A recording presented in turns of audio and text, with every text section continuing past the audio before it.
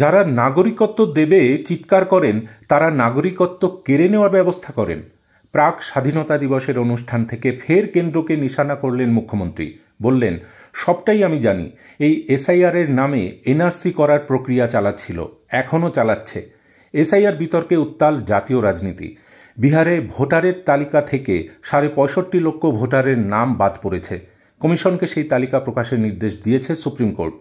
শীর্ষ আদালত সাফ জানিয়ে দিয়েছে, বিহারে আধার কার্ড দেখিয়ে ফের ভোটার তালিকায় নাম তোলা যাবে। এদিন বেহালায় প্রাক স্বাধীনতা দিবসের অনুষ্ঠানে মুখ্যমন্ত্রী বলেন, আজকে বিহার একটু রিলিফ পেয়েছে।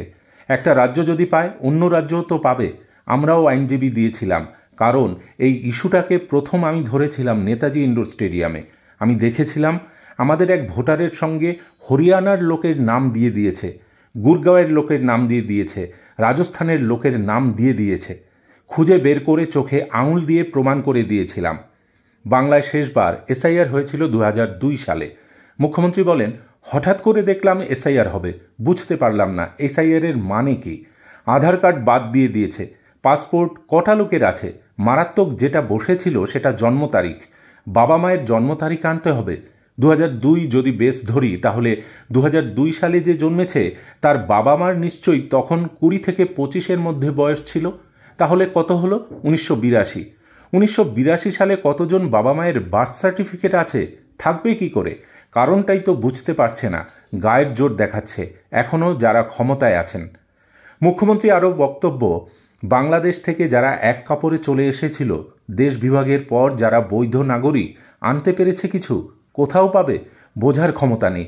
যারা নাগরিকত্ব দেবে চিৎকার করেন, তারা নাগরিকত্ব কেড়ে নেওয়ার ব্যবস্থা করেন।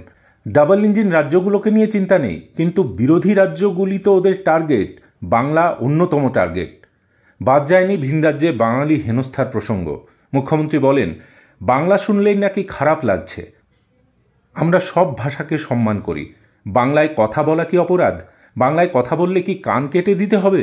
গত পরশু অভিষেক আমাকে প্রশ্নের একটা উত্তর পাঠালো, যেখানে বলেছে 2 কোটিরও বেশি আমাদের পরিযায়ী শ্রমিক আছে। 22 লক্ষ বাংলার শ্রমিক বাইরে কাজে গেছে। বাইরের 2 কোটি মানুষ আমাদের রাজ্যে কাজ করে। আমাদের লোকের সঙ্গে কেন সমস্যা করছো মগের মুল্লুক? এই দেশ আমি চিনি না, বলছে বাংলা কোনো ভাষা নয়, বুঝুন। প্রধানমন্ত্রী বলছেন, আমরা বাংলা ভাষাকে স্বীকৃতি দিয়েছি, ওটা ধ্রুপদী ভাষা।